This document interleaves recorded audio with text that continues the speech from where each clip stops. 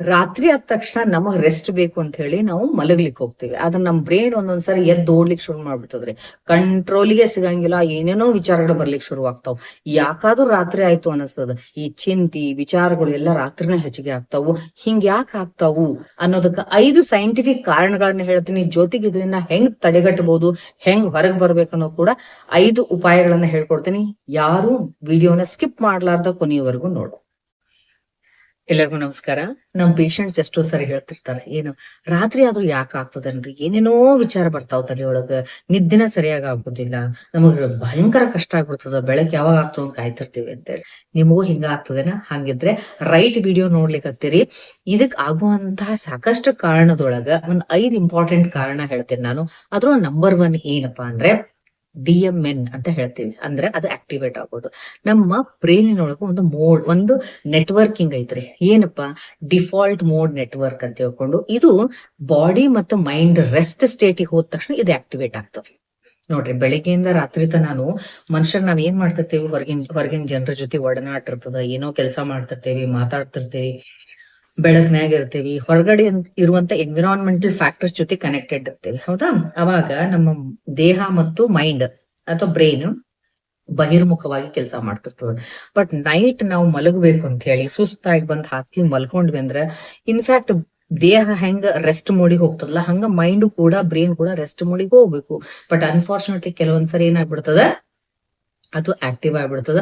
Because of default mode network active ಆಗ್ಬಿಡ್ತದ. ಹಿಂಗ ಯಾಕೆ ಆಗ್ತದ ಅಂದ್ರೆ, ಇದು ಕಾಮನ್ ಆಗೇ ಆಗ್ತದ್ರಿ, ಬಟ್ ಇದು ಅತಿ ಆಗ್ಬಾರ್ದು. ಈ ನೆಟ್ವರ್ಕಿಂಗ್ ಏನ್ ಮಾಡ್ತದಪ್ಪ ಅಂದ್ರೆ, ಇದು ಬ್ರೈನ್ ಒಳಗ ಇಂಟರ್ ಕನೆಕ್ಟೆಡ್ ಇರ್ತದ.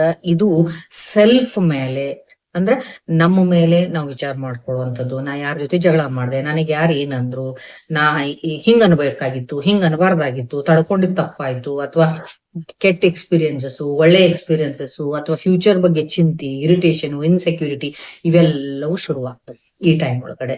ಹಿಂಗಾದ್ರೆ ನಿದ್ದೆ ಆಗ್ತದೆ ಅಂದ್ರೆ ನಿದ್ದೆ ಆಗುದೇ ಇಲ್ಲ, ಬಹಳಷ್ಟು ಡಿಸ್ಟರ್ಬ್ ಆಗ್ತದೆ. ಬಟ್ ನಿದ್ದೆ ಬೇಕೇ ಬೇಕು, ಹೆಲ್ತ್ ಉಳಿಬೇಕು ಅಂದ್ರೆ. ಇದು ಶುರುವಾಯ್ತು ಅಂತ ನಿದ್ದೆ ಆಗುದಿಲ್ಲ. ಹಿಂಗಾಗಿ ಲೇಟ್ ನೈಟ್ ನಿದ್ದೆ ಮಾಡ್ಲಿಕ್ಕೆ ನಾವು ಹೋಗ್ತೇವೆ. ಇದರಿಂದ ಹೆಲ್ತ್ ಬಹಳ ಅಫೆಕ್ಟ್ ಆಗ್ತದೆ. ಇದು ನಂಬರ್ 1 ರೀಸನ್. 2ನೇ ರೀಸನ್ ಯಾಕೆ ನಮ್ಗೆ ಇಷ್ಟು ಇಲ್ಲ ಸಲ್ಲದ ವಿಚಾರ ರಾತ್ರಿ ಬರ್ತಾವು ಅಂತಂದ್ರ, ಫಟೀಗ್ ಆದಂತ ಬ್ರೇನು, ಸುಸ್ತಾದಂತ ಬ್ರೇನು ಎಮೋಷನ್ಸ್ ಅನ್ನ ಕಂಟ್ರೋಲ್ ಮಾಡ್ಲಿಕ್ಕೆ ಆಗುದಿಲ್ಲ. ನೀವ್ ಅನ್ಕೊಂಡಿರ್ಬೋದು, ಸುಸ್ತಾಗಿತ್ತು ಅಂದ್ರೆ ಬೆಳಗ್ಗೆಯಿಂದ ರಾತ್ರಿ ತನ ಕೆಲಸ ಮಾಡಿ ಬಹಳ ಸುಸ್ತಾಗ್ಯದ ಅಂದ್ರೆ ಗಪ್ಪಂದ್ ನಿದ್ದೆ ಹತ್ತಿ ಬಿಡ್ತದ್ರಿ, ಮಲಗ್ ಬಿಡ್ಬೇಕು ಅಂತ ಹೇಳಿ. ಹಂಗಲ್ಲ. ನೀವು ಫಿಸಿಕಲಿ ಬಹಳಷ್ಟು ಸುಸ್ತಾಗಿದ್ರಿ ಅಂದ್ರೆ ನಿಮ್ ನಿದ್ದೆ ಸರಿಯಾಗಿ ಬರ್ತದ, no doubt about it. But mentally ಸುಸ್ತಾಗಿದ್ರಿ ಅಂದ್ರ, ಬಹಳ ಜಗಳ ಮಾಡಿದ್ರಿ, ಆರ್ಗ್ಯುಮೆಂಟ್ಸ್ ಮಾಡಿದ್ರಿ, ಕಿರಿಕಿರಿ ಮಾಡ್ಕೊಂಡಿದ್ರಿ, ಸ್ಕ್ರೀನ್ ವಿಪರೀತ ನೋಡಿದ್ರಿ ಅಂದ್ರ, ಮೆಂಟಲಿ ಬಹಳ ಎಕ್ಸಾಸ್ಟ್ ಆಗಿದ್ರಿ ಅಂದ್ರ, ಅದು ಎಮೋಷನ್ಸ್ ಅನ್ನ ಕಂಟ್ರೋಲ್ ಮಾಡ್ಲಿಕ್ಕೆ ಆಗುದೇ ಇಲ್ಲ. ಬರುವಂತ ವಿಚಾರಗಳನ್ನ ಕಂಟ್ರೋಲ್ ಮಾಡ್ಲಿಕ್ಕೆ, ರೆಗ್ಯುಲೇಟ್ ಮಾಡ್ಲಿಕ್ಕೆ ಕೆಪಾಸಿಟಿನ ಕಳ್ಕೊಂಡ್ಬಿಡ್ತದ. ಅವಾಗ ಅಂಥವ್ರು ರಾತ್ರಿ ನಿದ್ದೆ ಸರಿ ಆಗುದೇ ಇಲ್ಲ ಅವ್ರಿಗೆ. ನೀವು ಅತಿಯಾಗಿ ಇಂಟ್ರೋವರ್ಟಿವ್ ಆಗಿ ವಿಚಾರ ಮಾಡುವಂತವ್ರನ್ನ ರಾತ್ರಿ ಹೋಗಿ ಎಬ್ಬಿಸಿ ಮಾತಾಡಿಸ್ರಿ, ಹೆಂಗ್ ಬೇಕಂಗ್ ಒದ್ರಾಡ್ಲಿಕ್ಕೆ ಶುರು ಮಾಡ್ತಾರೆ. ಕಾರಣ ಅವ್ರು ಬ್ರೈನ್ ಪ್ರೊಸೆಸಿಂಗ್ ಬೆಳಗ್ಗೆಯಿಂದನೂ ಕೂಡ ಕಂಟಿನ್ಯೂಸ್ ಸ್ಟ್ರೈನ್ ಆಗ್ಬಿಟ್ಟಿರ್ತದ. ರಾತ್ರಿನೂ ಏನೇನೋ ವಿಚಾರ ಮಾಡ್ತಿರ್ತಾರ ಅವ್ರಿಗೆ ನಿದ್ರೆನ ಸರಿ ಆಗೋದಿಲ್ಲ. ಇಂಥವ್ರಿಗೂ ಕೂಡ ಬಹಳ ಇದು ಹೆಲ್ತ್ ಅನ್ನ ಹಾಳು ಮಾಡ್ತದ. ಇನ್ನ 3ನೇ ಪಾಯಿಂಟ್ ಏನ್ ಬರ್ತದಂದ್ರ, circadian rhythm changes emotional processing ಅಂತ ಹೇಳ್ತೀವಿ ನಾವು. ಈಗ ನಮ್ಮ ಬಾಡಿ ಒಳಗಡೆ ಯಾವ್ದೇ ರೀತಿ ಎಮೋಷನ್ಸ್ ಮುಂಜಾನೆಯಿಂದ ರಾತ್ರಿ ತರ ಏನೇನೋ ವಿಚಾರ ಮಾಡ್ತಿರ್ತೀವಲ್ಲ, ಅವಾಗ ಅವನ್ನ ನಾವು ಜಸ್ಟ್ ವಿಚಾರ ಮಾಡಿ ಇಟ್ಕೊಂಡಿರ್ತೀವಿ. ಅದ್ರ ಪ್ರಾಪರ್ ಪ್ರೊಸೆಸಿಂಗ್ ಆಗೋದು ಏನು ಅಂದ್ರೆ ರಾತ್ರಿ ನಿದ್ದಿ ಒಳಗ. ಅದು ನಿದ್ದಿ ಒಳಗಡೆ REM ಸ್ಟೇಟ್ ಅಂತ ಒಂದ್ ಬರ್ತದ. ಆ ಫೇಸ್ ಒಳಗಡೆ ನಮ್ ಮೈಂಡ್ ಒಳಗ ಸರಿಯಾಗಿ ಎಮೋಷನ್ಸ್ ಎಲ್ಲ ರೀಸೆಟ್ ಆಗ್ತಾವ, ಆರ್ಗನೈಸ್ ಆಗ್ತಾವ. ಬಟ್ ಏನಾಗ್ತದೆ, ಇಲ್ಲೇ ನಾವು ಮಲಗೋದ ವಿಪರೀತ ಲೇಟ್ ಮಾಡಿದೀವಿ ಅಂದ್ರೆ ನಮ್ಮ ನಿದ್ರೆಯ ಸೈಕಲ್ ಅಥವಾ ನಿದ್ದೆ ಸೈಕಲ್ ಡ್ಯಾಮೇಜ್ ಆಗ್ಬಿಡ್ತದ. ನಮ್ಗೆ REM ಸ್ಲೀಪ್ ಸಿಗುದೇ ಇಲ್ಲ. ಅವ ಥಾಟ್ಸ್ ಪ್ರೊಸೆಸಿಂಗ್ ಆಗುದಿಲ್ಲ, ಓವರ್ಲೋಡ್ ಆಗಿ ನಮಗ್ ರಾತ್ರಿ ಮಲಗ್ಬೇಕಾದ್ರೆ ಇದು ವಿಪರೀತವಾಗಿ DMN ಅಂದ್ರೆ ಡಿಫಾಲ್ಟ್ ಮೋಡ್ ನೆಟ್ವರ್ಕಿಂಗ್ ಆಗ್ಬಿಟ್ಟು ನೆಟ್ವರ್ಕ್ ಮೋಡ್ ಸ್ಟಾರ್ಟ್ ಆಗಿ ನಿದ್ದಿನೇ ಬರೋದಿಲ್ಲ. ಇದು ವಿಪರೀತ ಆಯ್ತು ಅಂದ್ರೆ ಏನಾಗ್ತದೆ ಗೊತ್ತೇನ್ರಿ, ಅಲ್ಝೀಮಿಯರ್ಸ್ ಪ್ರಾಬ್ಲಮ್ ಬರೋದು, ADHD ಬರೋದು, ಅಥವಾ ಸಮ್ಟೈಮ್ಸ್ ಸ್ಕಿಜೋಫ್ರೇನಿಯಾ ಬರೋದು, ಬಿಹೇವಿಯರಲ್ ಪ್ಯಾಟರ್ನ್ ಚೇಂಜ್ ಆಗೋದು, ಇಲ್ಲ ಅಂದ್ರೆ ಡಿಪ್ರೆಷನ್ ಹೋಗೋದು. ಇವು ಕಾಮನ್ ಆಗ್ಬಿಟ್ಟವು ಇತ್ತಿತ್ಲಾಗಿ. ಸೊ ನಮಗ ಥಾಟ್ ಪ್ರೊಸೆಸಿಂಗ್ ಬಹಳ ಬಹಳ ಇಂಪಾರ್ಟೆಂಟ್. ಅದಕ್ಕೋಸ್ಕರ ನಮ್ ಸರ್ಕ್ಯಾಡಿಯನ್ ರಿದಮ್ ಕೂಡ ಕರೆಕ್ಟ್ ಆಗಿ ಇಟ್ಕೋಬೇಕು ಅಂದ್ರೆ ನಾವು ನಿದ್ದೆ ಸರಿ ಮಾಡ್ಲೇಬೇಕು. ಇನ್ನೂ ಒಂದು ಪಾಯಿಂಟ್ ಏನಾಗ್ತದೆ ಗೊತ್ತಾ, ಒಂದ್ ರೀತಿ ಸಂಘರ್ಷ ಆಗ್ತದ. 4ನೇ ಪಾಯಿಂಟ್ ನಾ ಏನ್ ಹೇಳಿಕತ್ತೆ ಅಂದ್ರೆ, ರಾತ್ರಿ ಮಲಗಬೇಕು ಅಂತ ದೇಹ ಬಯಸ್ತಿರ್ತದ, ಬಿಕಾಸ್ ಸುಸ್ತಾಗಿರ್ತದ, ಮಲ್ಕೋಬೇಕು ಅಂತೇಳಿ ಮನಸ್ಸು ದೇಹ ಬಯಸ್ತಿರ್ತದ. ಬಟ್ ಬ್ರೈನ್ ಒಳಗ ವಿಪರೀತ ಟೆನ್ಷನ್ ಮಾಡ್ಕೊಂಡು ಕಾರ್ಟಿಸೋಲು, ಅಡ್ರಿನಲೈನ್ ಅಂತ ಸ್ಟ್ರೆಸ್ ಹಾರ್ಮೋನ್ಸ್ ರಿಲೀಸ್ ಆಗಿರ್ತಾವ. ಅವು ನೋಡಿದ್ರೆ ನಾವನ್ನ ಅಲರ್ಟ್ ಇಡ್ತಿರ್ತಾವು, ನಾವು ಇಲ್ಲದಿಲ್ಲ ವಿಚಾರ ಮಾಡ್ಲಿಕ್ಕೆ ಶುರು ಮಾಡ್ತೇವೆ. ಇನ್ಫ್ಯಾಕ್ಟ್ ಬಾಡಿಗೆ ನಿದ್ದೆ ಬೇಕು, ಮನಸ್ಸು ನೋಡಿದ್ರೆ ಎಚ್ಚರಾಗ್ಯದ, ಅಲರ್ಟ್ ಆಗ್ಯದ, ಇನ್ಸೆಕ್ಯೂರ್ ಫೀಲ್ ಮಾಡ್ಕೊಳಿಕತ್ತದ, ಕಿರಿಕಿರಿ ಮಾಡ್ಕೊಳಿಕತ್ತದ. ಈ ಸಂಘರ್ಷ ಹೇಳಲಿಕ್ ಬಹಳ ಸಣ್ಣದು, ಬಹಳ ಕಿರಿಕಿರಿ ಮಾಡ್ತದ್ರಿ. ಎಸ್ಪೆಷಲಿ ಯಂಗ್ಸ್ಟರ್ಸ್ ಇದನ್ನ ಸಫರ್ ಬಹಳ ಆಗ್ತಿದ್ರು ಅಂದ್ರ, ನನ್ನ ಹತ್ರ ಸುಮಾರು ಪೇಷಂಟ್ಸ್ ಎಕ್ಸ್ಪ್ರೆಸ್ ಮಾಡ್ತಾರ, ಮೇಡಮ್ ರಾತ್ರಿ ಆದ್ರೂ ಯಾಕೆ ಆಗ್ತದ ಅನ್ಸ್ಬಿಡ್ತದ್ರಿ, ಯಾಕಂದ್ರ ಹೊರಗಡೆ ಎಲ್ಲ ಕತ್ಲಿರ್ತದ, ಬೇರೆ ಕಡೆ ಫೋಕಸ್ ಮಾಡ್ಲಿಕ್ಕೆ ಆಗುದಿಲ್ಲ. ಸೊ ಮೈಂಡ್ ಏನಾಗ್ತದಂದ್ರೆ ಇಂಟ್ರೋವರ್ಟಿವ್ ಆಗಿರ್ತದ, ಈ ವಿಪರೀತ ವಿಚಾರ ಬರಕ್ ಶುರು ಮಾಡ್ತಾವ. ಬಟ್ ಬಾಡಿ ನಿದ್ದೆ ಬೇಕು, ಮಲಗಬೇಕು ಅಂತ ಹಪ್ಪಿಸ್ತಿರ್ತೀವಿ, ಮಲಗ್ಲಿಕ್ಕೆ ಆಗೋದಿಲ್ಲ. ಅಂತ ಟೈಮ್ ಒಳಗಡೆ ಪಾಪ ಎಷ್ಟೋ ಜನ ಹೊರಗಡೆ ಒಂದು ಲಾಂಗ್ ರೈಡಿಗೆ ಹೋದೆ, ಅಥವಾ ಪಾರ್ಕಿಗೆ ಹೋಗಿ ಕುತ್ಕೊಂಡೆ, ಸುಮ್ನೆ ಟೆರಸ್ ಮೇಲೆ ಹೋಗಿ ಕುತ್ಕೊಂಡೆ ಅಂದ್ರೆ ಮೈಂಡ್ ಅನ್ನ ಬೇರೆ ಕಡೆ ಫೋಕಸ್ ಮಾಡ್ಲಿಕ್ಕೆ ಟ್ರೈ ಮಾಡ್ತಿರ್ತಾರ. ಇದು ಬಹಳ ಒಂದು ಏನಂದ್ರ ಹ್ಯುಮಿಲಿಯೇಟಿಂಗ್ ಫ್ಯಾಕ್ಟರ್ ಅಂತಾನೆ ಹೇಳ್ಬೋದು. ಅದನ್ನ ಅನುಭವಿಸೋರಿಗೆ ಗೊತ್ತಾಗ್ತದ, ಹೌದಾ. ಇನ್ನೂ ಒಂದು ಕಾರಣಕ್ಕ ನಮಗ್ ರಾತ್ರಿ ಯಾಕೆ ಅತಿಯಾದ ಚಿಂತೆ ಕಾಡ್ತದ ಅಂದ್ರೆ, ಬೆಳಗಿಂದ ರಾತ್ರಿ ತನ ಹುಲಿ ಹಂಗ ಇದ್ದವರು ಕೂಡ ರಾತ್ರಿ ಆದ ತಕ್ಷಣ ಇಲಿ ಆಗ್ಬಿಡ್ತಾರ. ಕಾರಣ ಏನು, ಈ ಒಂದ್ ಇವಾಲ್ವ್ ಆಯ್ತಲ್ಲ, ಮಾನವ ಕುಲ ಇವಾಲ್ವ್ ಆಯ್ತಲ್ಲ, ಅವಾಗ ಆದಿ ಮಾನವರಿದ್ದಾಗಿಂದನೂ ಕೂಡ ಎವಲ್ಯೂಷನ್ ಆಗ್ಬೇಕಾದ್ರ ರಾತ್ರಿ ಹೊತ್ನೊಳಗ ಶತ್ರುಗಳ ಕಾಟ, ರಾತ್ರಿ ಹೊತ್ನೊಳಗ ಈ ಪ್ರಾಣಿ ಪಕ್ಷಿಗಳು ಅಟ್ಯಾಕ್ ಮಾಡುವಂತದ್ದು, ಇವೆಲ್ಲ ಇರೋದ್ರಿಂದ ಮನುಷ್ಯನ ಬ್ರೈನ್ ಒಳಗ ಡೀಪ್ ಡೌನ್ ಒಂದು ಮೆಸೇಜ್ ಕುತ್ಕೊಂಡ್ಬಿಟ್ಟದ, ರಾತ್ರಿ ಅಂದ್ರ ಸಮಥಿಂಗ್ ಥ್ರೆಟ್, ಅಲ್ಲೇನೋ ಐತಿ, ಬಾಳ ಹುಷಾರಾಗಿರ್ಬೇಕು ನಾವು. ಆ ಥ್ರೆಟ್ ಸಿಗ್ನಲ್ ಅನ್ನ ಅದು ಕೊಟ್ಕೊಂಡು ಈಗಾದ್ರೂ ನಮಗ ನೋಡ್ರಿ, ನಮ್ಮದ ಮನೆ ಇರ್ತದ, ಮುಂಜಾನೆ ಟೈಮ್ ಒಳಗ ಒಬ್ಬೊಬ್ರು ಆರಾಮಾಗಿರ್ತೀವಿ, ಅಲ್ಲೇ ರಾತ್ರಿ ಅಂದ್ರೆ ಇರ್ಲಿಕ್ಕೆ ಆಗಂಗಿಲ್ಲ. ಯಾಕಂದ್ರೆ ನೈಟ್ ಅಂದ್ರೆ ಸಮಥಿಂಗ್ ಏನೋ ಡೇಂಜರ್ ಆಗ್ಬೋದು, ಸಮಥಿಂಗ್ ಮೈಂಡ್ ಏನ್ ಮಾಡ್ಲಿಕ್ಕೆ ಶುರು ಮಾಡ್ತದ, ಥ್ರೆಟ್ ಅನ್ನ ಇದು ಮಾಡ್ಲಿಕ್ಕೆ, ಸಿಗ್ನಲ್ಸ್ ಅನ್ನ ಕೊಡ್ಲಿಕ್ಕೆ ಶುರು ಮಾಡ್ತದ, ಅಥವಾ ಐಡೆಂಟಿಫೈ ಮಾಡ್ಲಿಕ್ಕೆ ಶುರು ಮಾಡ್ತದ. ಸೊ ನಮ್ಮ ಬೆಳಕು ಅಂತಂದ್ರೆ ನಮ್ಮಲ್ಲಿ ಒಂದು ರಿಲ್ಯಾಕ್ಸೇಷನ್, ಆಮೇಲೆ ಧೈರ್ಯದ ಪ್ರತೀಕ. ಆದ್ರೆ ಕತ್ತಲು ಅನ್ನೋದು ನಮ್ಮ ಮನಸ್ಸಿನೊಳಗೆ ಕೂತ್ಕೊಂಡ್ಬಿಟ್ಟದ, ಹೆದರಿಕೆ, ಎಲ್ಲಿ ಏನಾಗ್ತದೋ ಏನೋ, ಎಲ್ಲಿ ಎಮರ್ಜೆನ್ಸಿ ಬರ್ತದೋ ಏನೋ, ಯಾರೇನ್ ಅಟ್ಯಾಕ್ ಮಾಡ್ತಾರೋ ಏನೋ, ಹಿಂಗಾಗಿ ನಮಗ್ ಒಬ್ರೊಬ್ರು ಬೇಕು ಅನಿಸ್ತದ. ಅದೇ ಟೈಮ್ ಒಳಗ ವಾತ ಪ್ರಕೋಪ ಆಗ್ತದ, ಮೈಂಡ್ ಬಹಳ ಒಂಥರ ಅದು ಬ್ರೈನಿನ ವಿಜಿಲೆನ್ಸ್ ಹೈ ಆಗ್ಬಿಡ್ತದ್ರಿ. ರಾತ್ರಿ ಹೊತ್ತು ನಾವು ಪ್ರತಿಯೊಂದ್ರ ಬಗ್ಗೆ ಅಲರ್ಟ್ ಆಗಿರ್ತೇವೆ, ಹಿಂಗಾಗಿ ವಿಪರೀತ ವಿಚಾರ ಮಾಡ್ಲಿಕ್ಕೆ ಶುರು ಮಾಡ್ತೇವೆ. ಓಕೆ, ಸೊ ನಾ ಹಿಂದಿನ ವಿಡಿಯೋ ಒಳಗೆ ಹೇಳ್ದಂಗ ದೇಹದೊಳಗೆ ಸುಮಾರು ಚೇಂಜಸ್ ಆಗೋದ್ರಿಂದ ಎಮರ್ಜೆನ್ಸೀಸು, ಪ್ರಾಬ್ಲಮ್ಸ್ ಎಲ್ಲವೂ ಕೂಡ ರಾತ್ರಿನ ಬರ್ತಾವ, ಬಿಕಾಸ್ ಆಫ್ ವಾತ ಪ್ರಕೋಪ. ಈಗ ವಾತಕ್ಕೆ ಏನ್ ಹೇಳ್ತೀವಿ, ಆಯುರ್ವೇದದೊಳಗೆ ಬಹಳ ಸ್ಪಷ್ಟವಾಗಿ ಆಚಾರ್ಯ ಏನ್ ಹೇಳ್ಯಾರ ಅಂದ್ರೆ, ಈ ವಾತ ಪ್ರಕೋಪ ಆಯ್ತು ಅಂದ್ರೆ ಭಯ, ಕ್ರೋಧ, ನಿದ್ರಾನಾಶ ಇವೆಲ್ಲ ಶುರು ಆಗ್ತಾವ. ರಾತ್ರಿ ನಿದ್ದೆ ಬರಂಗಿಲ್ಲ, ಭಯ ಎಲ್ಲ ಬಿಕಾಸ್ ಆಫ್ ವಾತ.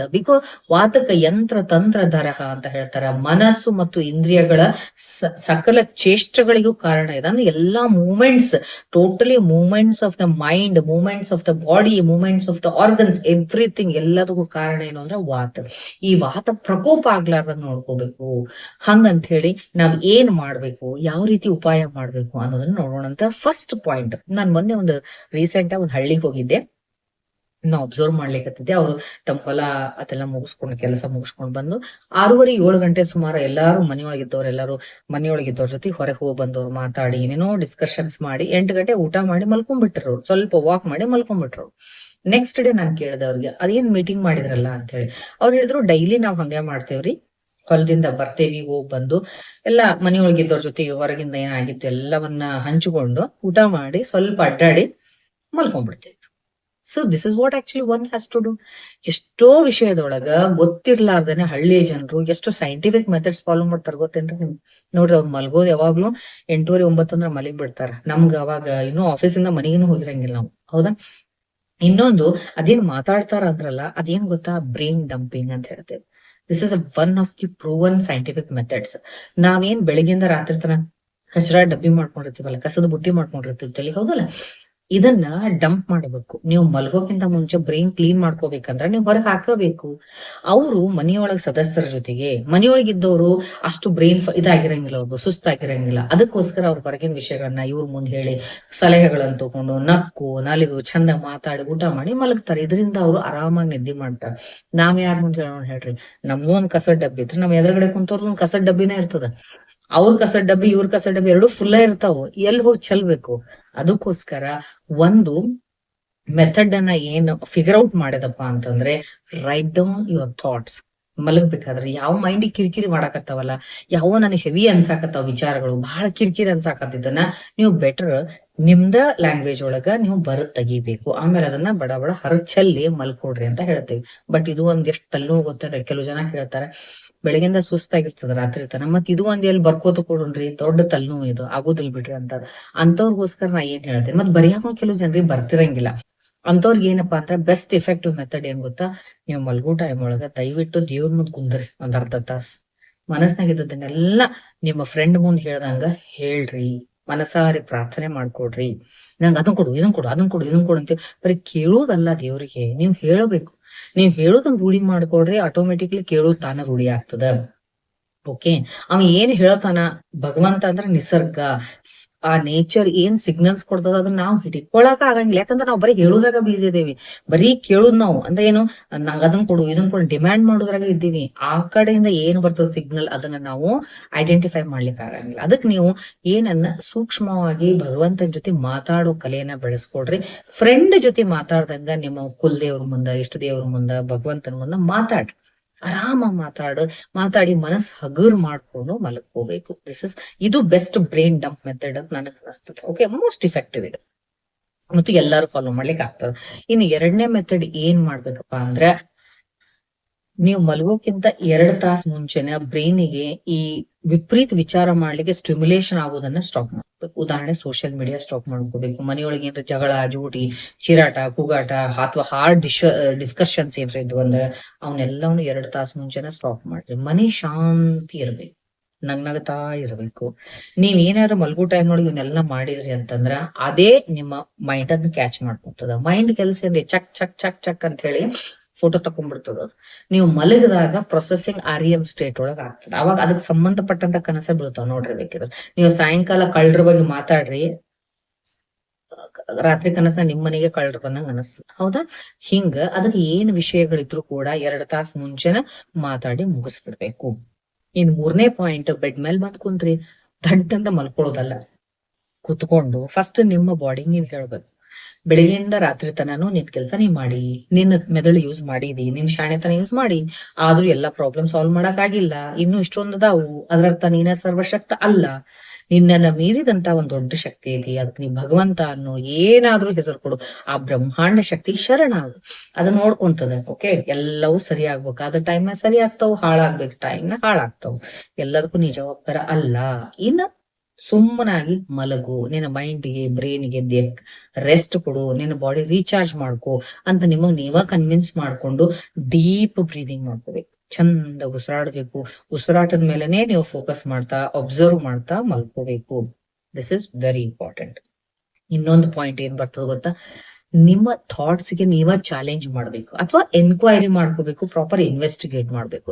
ಈಗ ಏನೋ ಒಂದು ಮಲ್ಗೋ ಟೈಮ್ ನಮ್ಗೆ ಟೆನ್ಷನ್ ಆಯ್ತು ಅಂತಂದ್ರ ಫಸ್ಟ್ ನಾ ಏನ್ ಹೆದರ್ಸಾಕತ್ತೀನ, ಕಿರಿಕಿರಿ ಮಾಡ್ಕೊಳಕತ್ತೀನ, ನನ್ನ ಸಿಟ್ಟು ಬಂದೈತ, ಏನ್ ಆಗ್ಲಿಕತ್ತ ನನಗಂತ ನಮಗ್ ಗೊತ್ತಿರುವುದಿಲ್ಲ. ಅದನ್ನ ಐಡೆಂಟಿಫೈ ಮಾಡ್ಕೊಡ್ರಿ. ಆ ಒಂದ್ ಎಮೋಷನ್ಸ್ಗೆ ಒಂದ್ ಕರೆಕ್ಟ್ ಹೆಸರು ಕೊಡ್ರಿ. ಆಮೇಲೆ ಕುತ್ಕೊಂಡ್ ಪ್ರಶ್ನೆ ಹಾಕ್ರಿ, ಇಷ್ಟ ವಿಚಾರ ಮಾಡಾಕತ್ತೀನಲ್ಲ, ಈ ವಿಚಾರಕ್ಕೆ ಇಷ್ಟೊಂದು ಯೋಚನೆ ಮಾಡೋದು ಯೋಗ್ಯ ಐತ, ಕರೆಕ್ಟಾ? ಇಷ್ಟು ವಿಚಾರ ಮಾಡೋದ್ರಿಂದ ಈ ಪ್ರಾಬ್ಲಮ್ ಸಾಲ್ವ್ ಆಗ್ತದ? ಅಥವಾ ಈ ವ್ಯಕ್ತಿ ಬಗ್ಗೆ ನಾ ಇಷ್ಟು ವಿಚಾರ ಮಾಡ್ಲಿಕ್ಕೆ ಈ ವ್ಯಕ್ತಿ ಯೋಗ್ಯ ಇದ್ದಾರೇನು? ಯಾವ್ದೋ ವ್ಯಕ್ತಿ ಆಗ್ಲಿ, ಯಾವ್ದೋ ಸಂದರ್ಭ ಆಗ್ಲಿ, ಯಾವ್ದೋ ವಿಚಾರ ಆಗ್ಲಿ, ನಾವು ವಿಚಾರ ಮಾಡ್ಲಿಕ್ಕೆ ಯೋಗ್ಯ ಇರ್ಬೇಕು ಅಂತಲ್ಲಿ ವಿಚಾರ ಮಾಡ್ರಿ. ಅಳ್ಲಿಕ್ಕೆ ಯೋಗ್ಯ ಇರ್ಬೇಕು ಅಂತವ್ರಿಗೋಸ್ಕರ ಅಳ್ರಿ, ನಗ್ಲಿಕ್ಕೆ ಯೋಗ್ಯ ಇರ್ಬೇಕು ಅಂತವ್ರಿಗೋಸ್ಕರ ನಗ್ಬೇಕು. ವಿಚಾರ ಮಾಡ್ಲಿಕ್ಕೆ ಯೋಗ್ಯ ಇಲ್ಲದಂತ ವ್ಯಕ್ತಿ ಆಗ್ಬೋದು, ವಿಷಯ ಆಗ್ಬೋದು, ಅಥವಾ ಸಂದರ್ಭಗಳಿರ್ಬೋದು, ಅವನ್ನ ಯೋಗ್ಯತಾ ಇಲ್ಲಪ್ಪ ಅಂತಂದ್ರೆ ಬಡ ಬಡ ಡಸ್ಟ್ಬಿನ್ ಹೋಗಿ, ಏನು ಯೂಸ್ ಇಲ್ಲ. ನೀವ್ ವಿಚಾರ ಮಾಡೋದ್ರಿಂದ, ನೀವ್ ಅಳೋದ್ರಿಂದ, ನೀವೇನೋ ಕಲ್ಪನೆ ಮಾಡ್ಕೊಳ್ಳೋದ್ರಿಂದ ನೀವೇನೂ ಚೇಂಜ್ ಮಾಡ್ಲಿಕ್ಕೆ ಸಾಧ್ಯ ಇಲ್ಲ. Okay, this is very important. ಅದಕ್ಕೆ ನಿಮ್ಮ ಥಾಟ್ಸ್ ಗೆ ಕರೆಕ್ಟ್ ಆಗಿ ನೀವ ಐಡೆಂಟಿಫಿಕೇಶನ್ ಕೊಡ್ಬೇಕು. ಸುಮ್ನೆ ಹೆದರ್ತಿರ್ತಾರ ಒಂದೊಂದ್ಸರಿ, ಅನ್ನೆಸೆಸರಿ ಹೆದರ್ತಿರ್ತಾರ, ಬ್ಯಾರೇನೇ ಆಗಿರ್ತದ, ಸುಮ್ನೆ ಹೆದರ್ತಿರ್ತಾರ. ಈಗ ಮೊನ್ನೆ ಹುಬ್ಳಿ ಒಳಗ್ ಒಂದು ಮಳಿ ಬಂತ್ ನೋಡಿದ್ರಿ ನೀವು, ಹೆವಿ ಮಳಿ ಬಂದು ಕಾರ್ನೆಲ್ಲ ಅವು ಮರ ಗಿಡ ಎಲ್ಲ ಬಿದ್ವಲ್ಲ. ಆ ಟೈಮ್ ಒಳಗೆ ಆಕ್ಚುಲಿ ನನ್ನ ಫ್ರೆಂಡ್ ಮಗ, ಅವನು SSLC ಏನೋ ಇದ್ದಾನೆ. ಅವನ್ ಸಾಯಂಕಾಲ ಸ್ಕೂಲಿಂದ ಬಂದು